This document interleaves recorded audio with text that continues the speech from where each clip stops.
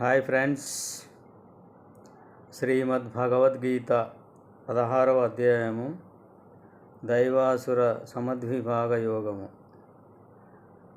ఇందులో దైవీ లక్షణాలు, అసుర లక్షణాలు ఏ విధంగా ఉంటుందనేది తెలియజెప్పడం జరిగింది. 3వ శ్లోకము 4వ శ్లోకం ద్వారా మనకు తెలుస్తుంది. 3వ శ్లోకము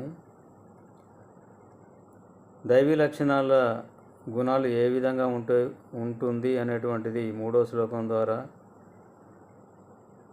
రాక్షస స్వభావం కలవారి యొక్క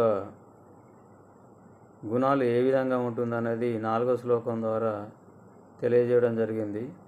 3వ శ్లోకము తేజః క్షమా ధృతి శౌచం అద్రోహో నాతిమానితా భవంతి సంపదం దైవీం అభిజాతస్య భారత. తేజః తేజస్సు కలవాడు,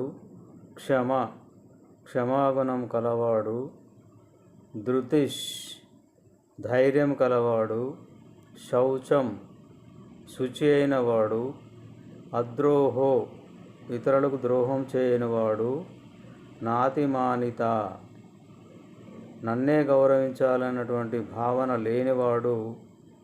ఇవన్నీ కూడా తేజస్సు, క్షమాగుణము, ధైర్యము, శుచిగా ఉన్నవాడు, ద్రోహం చేయనివాడు, నన్నే అభిమానించాలన్నటువంటి అహం లేనివాడు, ఇవన్నీ కూడా భవంతి సంపదన్ దైవీం అభిజాతస్య భారత. ఇవన్నీ కూడా దైవీ లక్షణాలు కల వాని యొక్క గుణాలని చెప్పి శ్రీకృష్ణ భగవానుడు స్పష్టంగా తెలియజేయడం జరిగింది. 4వ శ్లోకం చూద్దాం. అసుర లక్షణాలు అంటే రాక్షస స్వభావం కల వారి యొక్క లక్షణాలు ఏ విధంగా ఉంటుందనేది ఈ శ్లోకం ద్వారా మనం తెలుసుకోవచ్చు. దంభో దర్పోభిమానశ్చ క్రోధః పారుష్యమేవ చ అజ్ఞానైశ్చాభిజాతస్య పార్థ సంపదమాసురీం.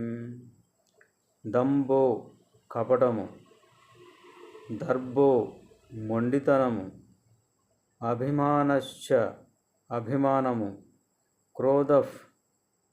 క్రోధము కోపము, పారుష్యమేవ చ పౌరుషం,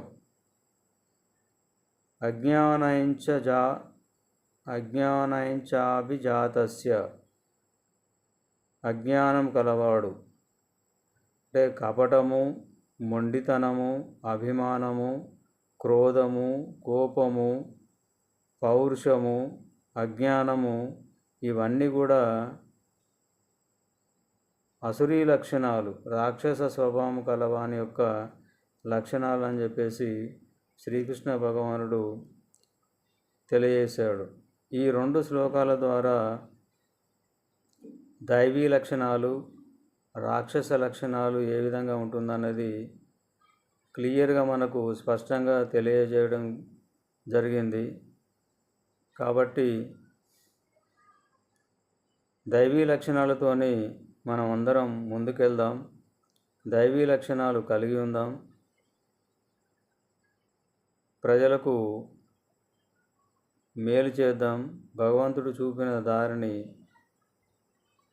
దారిన నడుద్దాం, భగవంతుని మార్గాన ప్రయాణం చేద్దాం.